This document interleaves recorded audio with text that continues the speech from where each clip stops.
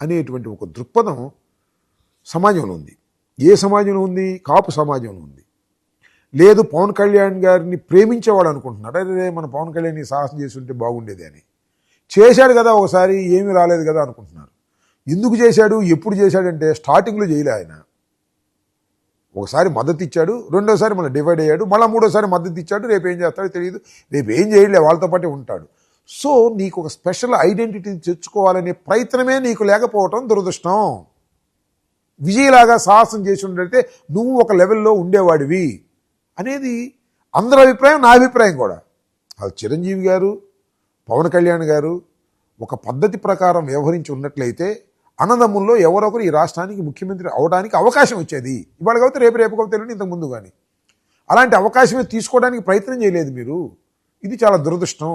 కాపు సామాజిక వర్గానికి ఏముంది, రెడ్లు చేశారయ్యా, కమ్మవారు చేశారు, వైశ్యులు కూడా చేశారు, వెలమలు చేశారు, ఎస్సీ చేశారు. కాపులు ఇంత సామాజిక వర్గం ఉండి, అందులోనూ ఆంధ్రప్రదేశ్ విడిపోయిన తర్వాత కాపు సామాజిక వర్గం, కాపు, తెలగ, బలిజ ఇక్కడ చాలా ఎక్కువ. మనం ఇంత ఉన్నా కూడా మనం ముఖ్యమంత్రి కాలేకపోతున్నాము, ఇది పవన్ కళ్యాణ్ వల్ల అవుతుంది అనేటువంటి ఒక భ్రమపడ్డారు. అలాంటి పవన్ కళ్యాణ్ గారు ఏమంటాడు, 15 సంవత్సరాల పాటు చంద్రబాబు నాయుడే ముఖ్యమంత్రిగా ఉంటే బాగుంటుంది అన్న తర్వాత ఇది నేను ఎందుకు ప్రేమించాలి, ఏ కోరిక మీద ప్రేమించాలి, నీ సినిమాలు బాగున్నాయి నేను ప్రేమించాలి, అవి కూడా బాగోట్లేదు కదా ఇప్పుడు. ఇది పరిస్థితి. కాకపోతే ఏంటంటే అలాంటి గట్స్ లేవు వీళ్ళ దగ్గర అనేది అందరూ అర్థం చేసుకోవాలి. పైగా ఇంకొక మాటలో నేను చెబితే జన సైనికుడికి లేదా మరొకరికి కోపం వస్తుంది, కానీ అసలు ఈ don't know the politics. Pawan Kalyan అనే ఒక మహానటుడికి రాజకీయాల గురించి తెలియదు, కనీసం తెలుసుకోలేకపోతున్నాడు.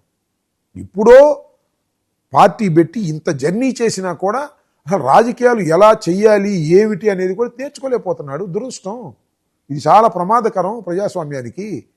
అసలు నేనుగా నిలబడాలి, ఒక పార్టీగా ఉండాలి, అవసరమైతే నేను ముఖ్యమంత్రి కావాలని కోరిక లేనప్పుడు అసలు నీ అంటే ఎందుకు ఉండాలి అంటున్నా నేను.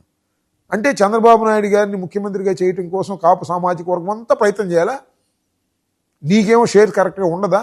నువ్వు గట్టిగా అడగలేవా? నువ్వు ఒక పనులు కూడా చేయించలేవు కదా. ఇవాళ నేను పోలీస్ డిపార్ట్మెంట్ గురించి చెప్తున్నా. పోలీస్ డిపార్ట్మెంట్లో కాపులు చాలా అత్యధిక సంఖ్యలో ఉంటారు, బీసీలు ఉంటారు, ఎస్సీస్ ఉంటారు, ఇంకా రకరకాల వర్కింగ్ క్లాస్ నుంచి వచ్చిన వాళ్ళు ఎక్కువ మంది ఉంటారు.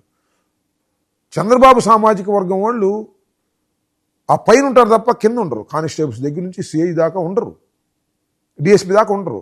కానీ ఉన్న 10 మందిని ఇంపార్టెన్స్ ఇచ్చేశారు. కడమ కులాలన్నీ పక్కన పెట్టేశారు, వీఆర్లోనూ అక్కడ ఇక్కడ తోసేశారు.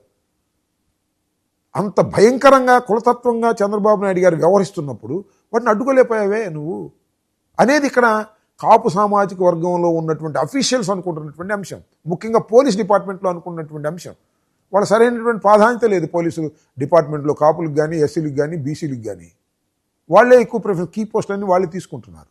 ఇది నేనంటున్న మాట కాదు, సర్వత్రా వినిపిస్తున్నటువంటి మాట. నేను మీ ముందు చెప్పగలుగుతాను, వాళ్ళు చెప్పలేరు డిపార్ట్మెంట్లో ఉన్నవాళ్ళు. అంటే గవర్నమెంట్లో ఈ పోస్టింగ్లో కానీ, ఆఫీసర్స్ రిక్రూట్మెంట్లో కానీ, ఏ జిల్లాల్లో ఇంపార్టెంట్ పోస్ట్ వీటన్నిటిలో కూడా క్యాస్ట్ ఈక్వేషన్ చూస్ చేస్తున్నారా సార్?